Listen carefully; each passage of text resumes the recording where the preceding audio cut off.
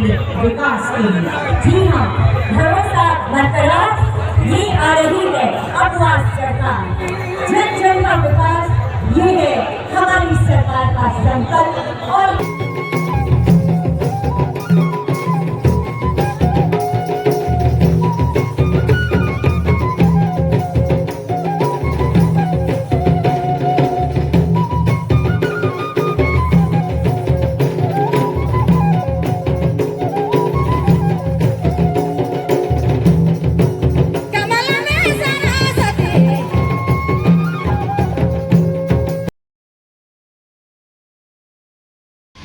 प्रदेश की छोटी मोटी जो भी आवाज़ें होती है वो जनता तक पहुंचाने का काम करते हैं। और इस लोकतंत्र के इस महापर्व में जिस प्रकार से इस प्रदेश की जनता ने अगुआ सरकार पर विश्वास जताया है और अपनी दबी कुची आवाज़ को देख करके अपने विधायक, अपने प्रतिनिधि को चुना है, इसके लिए मैं इस प्रदेश की सारी जनता को मैं आभार व्यक्त करना चाहता हूँ।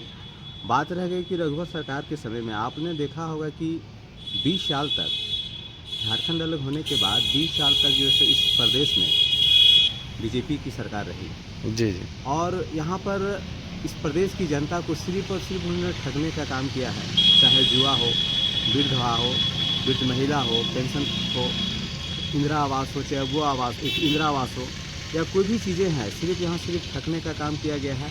इस प्रदेश में आप जानते हैं कि झारखंड हमारा खनिज संपदा से भरा हुआ प्रदेश है। जी जी।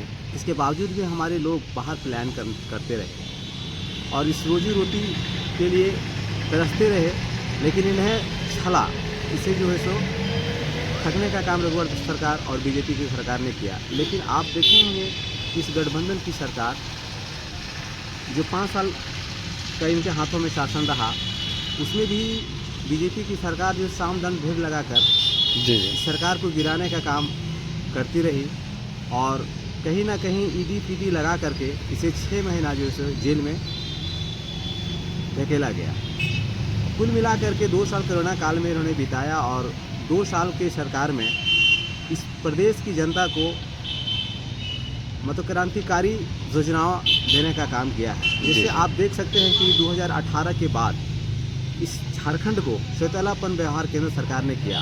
जी जी। यहाँ की सारी इंदिरा आवास का पैसा अपने जो शासित राज्य है वहाँ भेजने का इन्होंने काम किया और 2018 से यहाँ किसी भी व्यक्ति को इंदिरा आवास मिलने का नहीं मिला।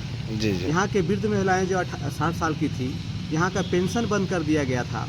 लेकिन हमारे झारखंड की और गठबंधन की सरकार और हेमंत सोरेन की सरकार ने यहाँ के महिलाओं को, यहाँ के वृद्धाओं को पेंशन देने का काम स्टेट गवर्नमेंट से करने का काम किया। जी जी। जिसको छत नहीं थी, गवर्नमेंट ने, हेमंत सरकार ने यहाँ के लोगों को आवास देने का काम किया। जी। अगुआ आवास, जो हम अगुआ आवास के नाम से जानते हैं, जी जी। इसमें केंद्र का कहीं कोई रोल नहीं है। जी जी। आप देख सकते हैं बच्चियों को पढ़ने के लिए प्रोत्साहित राशि के रूप में सावित्रीबाई फुले चलाया और उस सावित्रीबाई फुले के माध्यम से 8वां से 12वीं तक बच्चियों को पढ़ने का राशि दी जा रही है। कुछ क्लास में पढ़ना है तो उसको एक मुफ्त पैसा दी जाती है। आपके बच्चे अगर विदेश में पढ़ना चाहते हैं तो उसके लिए छात्रवृत्ति का आयोजन किया गया है। किसानों का लोन माफ़ किया गया है। इस प्रदेश की जनता को बिजली, बीजेपी की सरकार में बिजली कंटिन्यू मिलता नहीं था, इसके बावजूद भी बिजली का बिल आता था और उसे कर के 1 लाख रुपया बिल जो है सो लोगों पर भारी पड़ा, बोझ पड़ा और उस बिल को भी इन्होंने माफ़ करने का काम किया, जो बहुत बड़ी बात है। आज 24 महीने की सरकार में इस ऐतिहासिक जो है सो योजनाएँ लाए हैं और ऐतिहासिक लाभ यहाँ की जनता को देने का काम हेमंत सरकार ने किए हैं। इसके लिए मैं इस सरकार को बहुत बहुत आभार व्यक्त करता हूँ और हम चाहते हैं कि इसी तरह से अभी जो हमारा सरकार प्रचंड बहुमत से जीता है और प्रचंड बहुमत से जो सरकार बनाने का काम किया है, इसलिए यहाँ की जनता एक बार फिर अगुआ सरकार पर विश्वास जताया है और अपनी आवाज़ को अपने मताधिकार के रूप में सौंपा है।